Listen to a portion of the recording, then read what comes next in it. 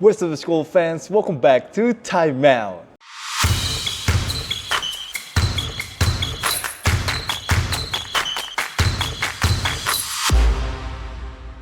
Aduh, kecewa banget sama Golden State Warriors. Gue juga yakin pasti juga baik dari Dub Nation yang pasti kecewa juga dan juga underwhelming banget dengan decisionnya akhirnya untuk mengambil Kristaps Porzingis. Kita kena PHP anjir sama Golden State Warriors. Padahal ya gue sih jujur ya pribadi menurut keyakinan saya gue tuh udah lumayan kayak 70% lah mainnya kalau gue mikir wah kayaknya akan terjadi nih. Trade Giannis ke Golden State Warriors, tapi ternyata saya salah guys. Kelihatannya sih menego sama Milwaukee Bucks juga kemarin alot ya, dimana katanya juga front office-nya Milwaukee Bucks tuh udah mulai kayaknya enggak deh ke Golden State Warriors gitu. Jadi itu kenapa akhirnya front office dan juga Mike Dunleavy Jr. dari Golden State Warriors itu langsung pindah fokusnya ke Atlanta Hawks dan juga Kristaps Porzingis, dan mereka pun akhirnya juga bisa melepas pemain yang mereka udah pengen lepas dari dulu yaitu Jordan Kuminga, serta juga dia akan ditemani sama Buddy Hield. Sayangnya udah nggak akan ada duet lucu lagi ya antara Buddy Hield dan juga Jimmy Butler, sudah selesai era tersebut. Tapi of course kita akan bahas dari sisinya Golden State Warriors dulu, di mana ya memang mereka butuh seorang big man sih dari dulu, dari mana kita juga tahu mereka kayaknya udah ngincar KP udah cukup lama ya. Kalau gue denger katanya di ESPN mereka itu udah ngincar kita dari 3 bulan yang lalu. Tapi ya itu, the biggest question is apakah KP akan bisa bermain? Apakah dia bisa stay healthy? Itu kan been the biggest question selama karirnya Kristaps Porzingis. Tapi yang paling penting adalah pertanyaannya apakah dia akan healthy nanti pas lagi di playoff. Apakah ini saatnya untuk Golden State Warriors memikirkan mengambil Marcus Bolden? Marcus Bolden lumayan loh main di Santa Cruz Warriors, not bad. Karena kan sekarang secara otomatis centernya si Golden State Warriors ya hanya ada Quinton Post, ya Al Horford agak small dikit, and ya itu doang kan dua ya. Al Horford dan juga KP reunited lagi, dua teammatean di Boston Celtics, karena kemarin kan juga si Warriors itu ngelepas TJD ya, Trayce Jackson Davis ke Toronto Raptors. Gue juga agak kaget sih dengan move itu. Tapi emang selama NBA trade deadline ini sih baik banget yang bikin kita kayak, hah? Wow, beneran itu kejadian? Kayak gitu sih. Tapi KP tahun ini bersama Atlanta Hawks hanya bermain 17 pertandingan saja. Average-nya 17 poin per game, 5 rebound per game, dan juga 1,3 block per game.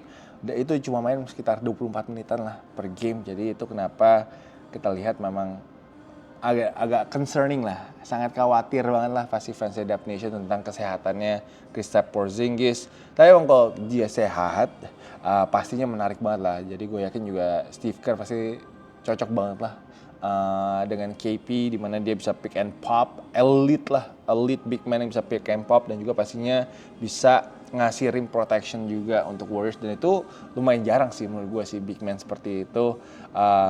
But for me kayaknya ini Golden State Warriors eranya Steph kayaknya udah tinggal nikmatin aja lah nonton Steph main ya. Kayaknya udah agak berat sih kalau mau mikirin mereka akan bisa melangkah jauh di playoff lah, ataupun juga jadi title contender lah. Kayaknya sekarang mendingan ya lo menikmati mungkin 2 tahun 3 tahun terakhir Steph Curry di NBA. Semoga aja bisa sehat terus, dan juga pasti semoga aja bisa nembak 3 poinnya gacor terus sih.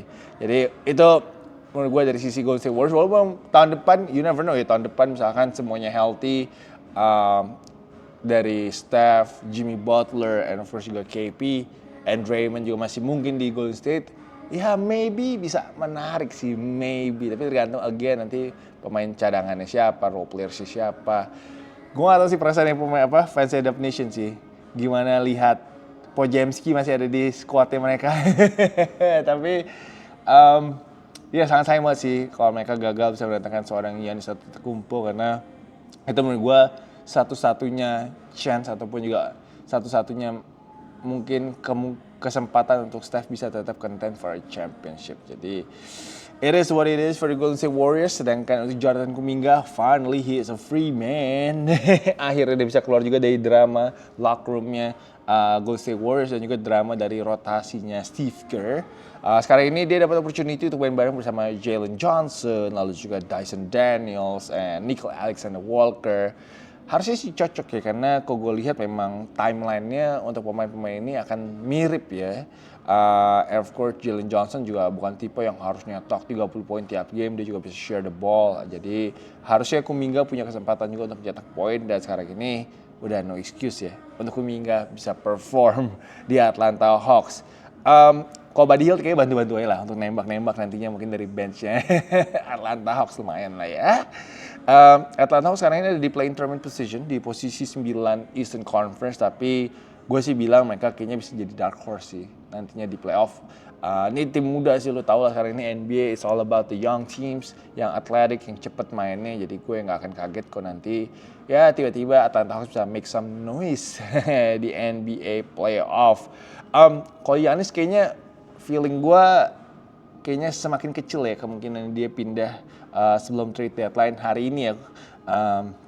Feeling gue sih dia akan sampai off season sih kayak nantinya di Milwaukee Bucks, dan mungkin aja dia nggak akan pernah pindah sih. Gue nggak akan kaget kalau Giannis tidak akan pernah pindah dari Milwaukee Bucks akhirnya nanti ini. Jadi sebenarnya drama ini ya digoreng-goreng aja. Tapi emang report terakhirnya katanya sih si Milwaukee Bucks ini udah mulai fokus ya terhadap Miami Heat dan juga Minnesota Timberwolves. Tapi menurut gue sih kalau lebih mungkin harusnya lebih mungkin ke Miami Heat ya, karena kalau ke Timberwolves katanya mereka mau minta Jaden McDaniels. Gue rasa sih Minnesota akan berat ya mengganggu core-nya Jaden McDaniels, Anthony Edwards, dan juga Julius Randle serta Rudy Gobert, karena they were just like 3 games away from the NBA Finals. Kayaknya akan sangat sayang banget kalau memang harus diobrak-abrik gitu loh untuk si core players-nya Minnesota Timberwolves. Jadi gue nggak melihat kayaknya si Giannis akan ke sana. Jadi kemungkinan besar menurut gue sih harusnya ke Miami Heat kalau memang dia akan pindah ya. Jadi itu dari Golden State Warriors, lalu Atlanta Hawks dan juga Giannis Antetokounmpo. Ada surprise kemarin ini yaitu Anthony Davis guys. Anthony Davis dikirim ke Washington Wizards kemarin ini. Ini big trade sih untuk Washington Wizards karena mereka juga dapat Jaden Hardy, Dante Exum, and D'Angelo Russell. Ini D'Angelo Russell kayak ngutilin Anthony Davis ya kemana-mana ya, dari Lakers, Dallas, sekarang Washington juga. Tapi Dallas Mavericks akan mendapatkan Chris Middleton, AJ Johnson, Malachi Branham, Marvin Bagley, dan juga draft compensation. Dallas kayaknya udah mau bersih-bersih sih dari eranya Nico Harrison. Jadi sekarang ini orang mungkin udah gak terlalu meng-connect ya antara trade-nya AD dan Luka, karena AD udah out of Dallas Mavericks. Padahal gue pengen banget sih melihat Kyrie, Cooper, and AD main bareng-bareng sih, tapi itu tidak pernah terjadi sayangnya. Zero game mereka berhasil main bersama. Sedangkan untuk Kyrie sama AD juga setahu gue cuma main 25 menit aja sih. Jadi gue lumayan shock juga untuk melihat statistik itu. AD missing too much game menurut gue di Dallas Mavericks. Dia cuma main 29 game, di mana sebenarnya ada possible 83 games. Jadi AD itu miss about 54 games untuk bisa bermain bersama Dallas Mavericks. Jadi mungkin juga Dallas front office sudah kayak ini orang nggak pernah healthy deh, kayak mendingan pindahin aja. And they're gonna start with the Cooper Flag era right now. Excited tuh. Ntar malam gue akan nonton Cooper Flag melawan Victor Wembanyama. Semoga aja bisa lihat momen-momen seru malam ini. Ditunggu aja Travel for Basketball. Gue jujur gak tahu sih Travel for Basketballnya bisa seseru apa, tapi doakan ya guys ya. Jadi semoga aja kita dapat footage yang menarik. Jadi guys, kalau kalian nanti pengen nonton, ya masih sih kalau footage menarik nanti di NBA All Star ya, karena gue akan ngeliput NBA All Star juga. So make sure to click join, support jadi member guys, agar kalian bisa dapat eksklusif konten nantinya. And yeah, excited though untuk nonton Cooper Flag pertama kalinya. I think it's gonna be very very electric sih, apalagi lawannya juga Victor Wembanyama. Oke, Washington Wizards. Oh my god, this team is making move man. Dan mereka buy low, dan ini menurut gue akan high rewards kalau memang bisa semuanya berjalan sesuai plan. Berarti berapa ya, 2 bulan terakhir ya mereka mengambil 2 bintang yang memang lagi berkutat dengan cedera, lalu juga trade value-nya lagi turun banget gitu loh. Jadi this is a great move by the front office of the Washington Wizards. Menurut gue mungkin mereka juga melihat bagaimana agresifnya kemarin ini Utah Jazz ya untuk rebuild their team. Yang pasti Washington Wizards juga akan sama. Trae Young dan juga AD itu akan istirahat pastinya sampai akhir season. Mereka berharap bisa dapat the top 5 picks. Kalau mereka bisa dapat top 5 picks, dapat like Cam Boozer atau dapat kayak Darren Peterson, AJ DeBanza, dan lo akan bisa main bareng dengan seorang Trae Young dan AD. Itu sangat menjanjikan sih. Jujur sangat menjanjikan. Apalagi lo nggak boleh lupa lo, young players-nya Washington Wizards juga not bad ya. Ada Keyshawn George. Itu juga menjadi salah satu pemain yang menurut gue tahun ini sebenarnya kalau dia nggak cedera-cedera dan juga bisa dapat kesempatan, dia bisa aja sih ngeramein ya. Gue cuma bilang ngeramein doang, MIP ya. Lalu ada Alex Sarr yang juga semakin solid menurut gue tahun ini. Udah semakin jelas skillnya dia untuk blocking, untuk bisa nembak 3 point. Lalu juga ada Trey Johnson, the sharpshooter. Jadi sebenarnya oke sih kalau dilihat ya, komposisi belum lagi masih ada Bilal Coulibaly, ada siapa lagi kok gue lupa ya pemainnya Washington Wizards ya, ada Justin Champagne. Jadi harusnya sih mereka tahun depan kalau memang semuanya sehat sih bisa banget ya compete di Eastern Conference. Menurut gue gak akan kaget sih. Kayak kok AD sama Trae Young connectionnya kayak akan oke lah, karena AD udah bermain bersama banyak sekali ya point guard elite, so I don't think that's gonna be a problem at all. Lalu juga setahu gue juga ya mereka draftnya juga lumayan sih, draft stoknya si Washington Wizards untuk bisa mendapatkan beberapa pemain muda beberapa tahun ke depan ini sih oke banget sih. Jadi Washington Wizards making move man. Menurut gue ini bikin NBA semakin menarik aja sih untuk young teams. Karena nggak dibilang young teams juga, tapi ya AD udah mau berumur juga sih, tapi AD itu masalah sisa 3 tahun lagi sih. Jadi I think this is gonna be his window untuk bisa compete for a championship. Kalau Trae Young sih masih muda lah. Tapi itu ya, karena kalau lihat ya pemain-pemain mahal itu yang gaji gede-gede itu nggak bisa pindah ke tim besar ya. Mereka hanya bisa pindah ke tim yang muda-muda, karena ya ini tim-tim banyak yang mau menghindari second apron biar nggak bayar luxury tax yang mahal.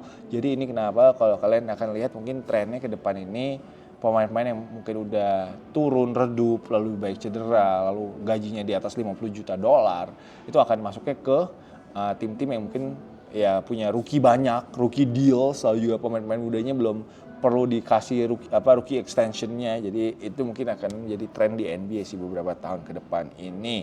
Lalu Oklahoma City Thunder, defending champion. Mereka menambah kekuatan lagi guys. Mereka menambahkan Jared McCain yang mereka dapatkan untuk 2026 Rockets first round picks dan juga 3 second round picks. Ini ya investment pertamanya Sam Presti lah di 10 tahun terakhir setahu gue. Dimana gue jarang banget melihat dia mau ngelepas picks, draft picksnya dia. Tapi ini mungkin dia lihat sih. Gue gak tahu sih apakah mereka masih butuh shooting, karena ini shooter sih si Jared McCain ini saat jadi starter di Philly itu average-nya 22,2 poin per game while shooting 39% from the 3-point line. Semakin jago sih menurut gue sih OKC and stays winning dengan menambah seorang Jared McCain. Ya menurut gue tahun ini memang agak redup sih setelah dia cedera, comeback dari cedera di Philly.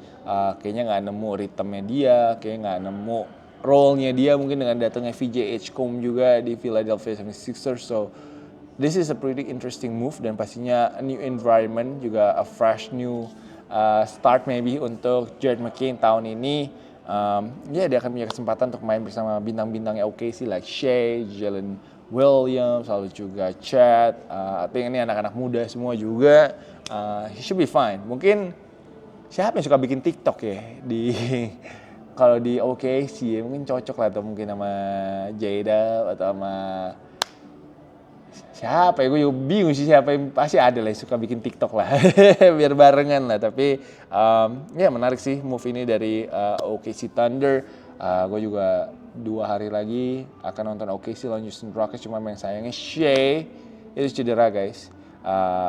Shea ini akan out kayaknya for a few weeks, abdominal strain ya, jadi perutnya ketarik, otot perutnya, so dia akan di re-evaluate nanti setelah NBA All-Star Game, jadi dia pasti akan miss All-Star Game. Gue nggak tahu apakah akan ada replacementnya atau enggak. Kelihatannya kemarin kalau gue dengerin di ESPN sih katanya mereka nggak akan cari replacement sih. Jadi lumayan unik situasinya. Dan All Star ini juga beberapa pemain kayaknya udah mulai bilang kalau mereka kayaknya capek gitu. Kayak kemarin Anthony Edwards bilang I'm banged up. Dia bilang dia nggak tahu apakah dia akan main di All Star Weekend atau enggak. Kacau juga ya kalau ada beberapa pemain yang mencoba untuk skip. Karena emang pasti capek ya. Karena kan kalau di All Star Weekend itu banyak banget acaranya. Ada meet and greet lah, ada latihan lah, harus ada media day lah. Jadi sebenarnya juga itu schedule-nya nggak mudah juga sih selama NBA All Star. Jadi gue ngerti kenapa kalau pemain tiba-tiba agak males gitu pas NBA All Star gitu. Tapi hopefully ya masih pada main lah ya, kecuali si Shea lah. Kalau Shea sih udah pasti out, jadi semoga Ant-Man tetap main karena ini kan format baru, harusnya seru sih ya. Terakhir yang gue mau bahas mungkin Kobe White dan Mike Conley kali ya ke Charlotte Hornets yang ditukar untuk Colin Sexton, Ousmane Dieng dan juga 3 second round picks.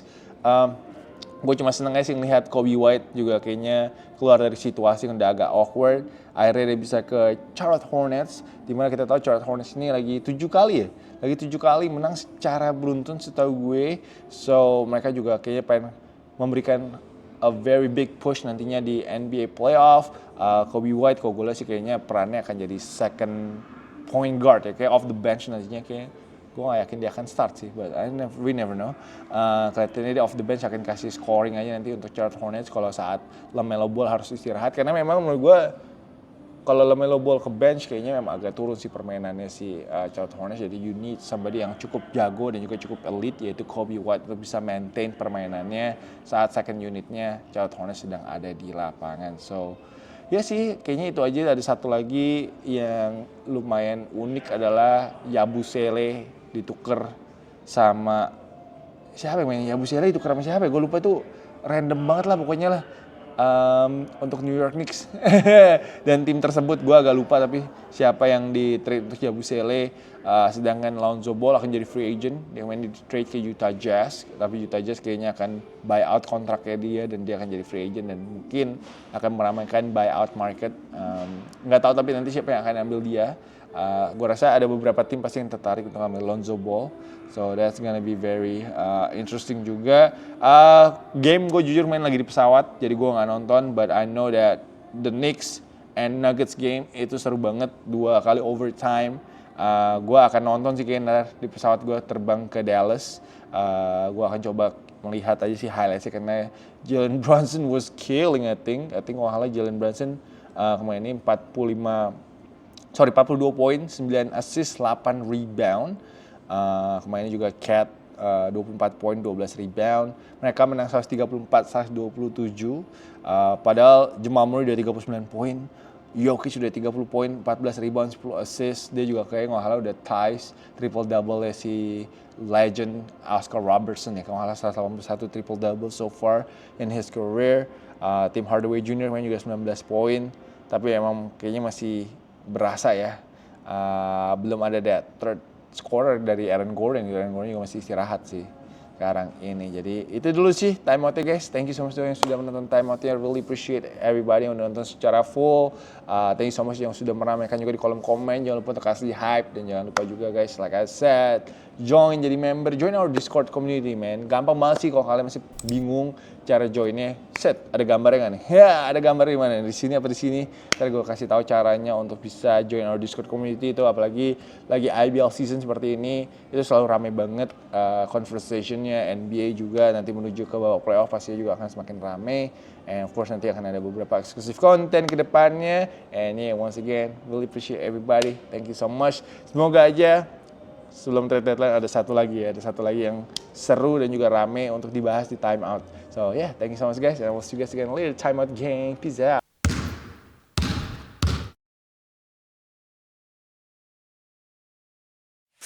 Please join my channel, guys.